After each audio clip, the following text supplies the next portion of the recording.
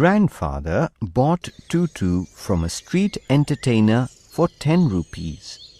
The man had 3 monkeys. Tutu was the smallest, but the most mischievous. She was tied up most of the time.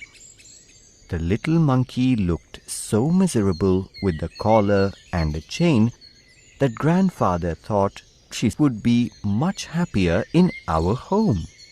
Grandfather liked to keep unusual pets. At first, Grandmother refused to have a monkey in the house.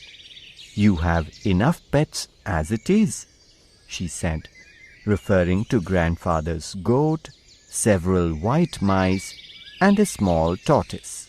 "But I don't have any," I said. "You're mischievous enough for 2 monkeys.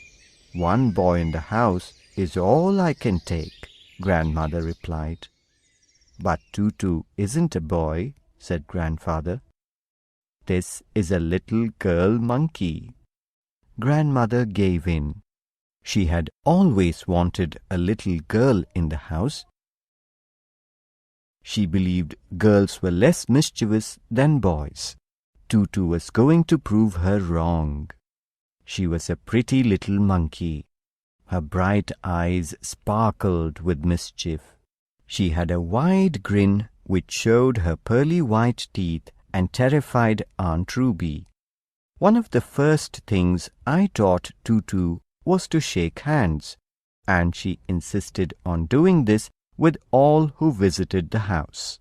Major Malik would have to shake hands with Tutu before he could enter the drawing room.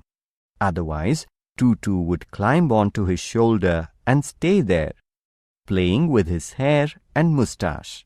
Her tail worked as a third hand and added to her good looks. Grandfather believed a tail would add to anyone's good looks.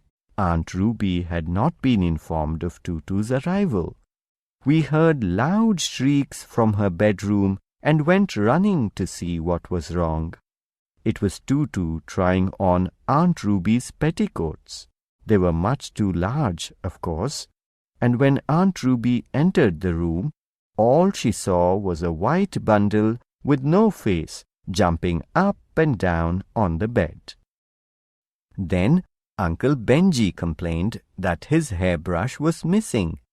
We found Tutu sunning herself on the back veranda using the hairbrush to scratch her armpits. I took it from her and gave it back to Uncle Benji. I also said sorry to him, but he threw the brush away. "Tutu doesn't have fleas," I said.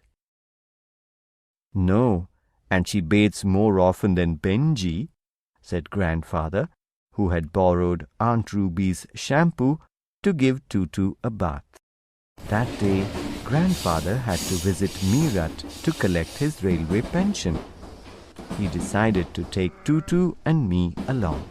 To prevent Tutu from moving about on the train, she was carried inside a large black traveling bag. Grandfather and I paid for our seats, and we took Tutu along as hand baggage. There was enough space for Tutu to look out of the bag and to be fed bananas and biscuits, but she could not get her hands through the opening or bite open the bag. Tutu stayed in the bag as far as Meerut. But while Grandfather was showing our tickets at the turnstile, she suddenly poked her head out of the bag and grinned widely at the ticket collector. The poor man was taken aback. He said, "Sir, you have a dog with you. You'll have to buy a ticket for it." "It's not a dog," said Grandfather indignantly. "This is a baby monkey, and there is no charge for babies." "It's as big as a cat," said the ticket collector.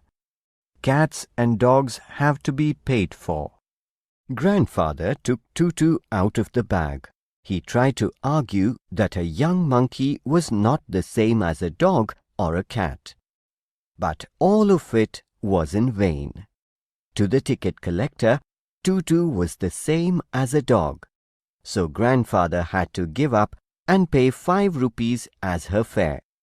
Then grandfather, just to get his own back, took from his pocket the small tortoise that he sometimes carried about and said, "And what must I pay for this?" The ticket collector looked closely at the tortoise and pushed it with his forefinger. Then he gave grandfather a triumphant look and said, "No charge, sir. It is not a dog."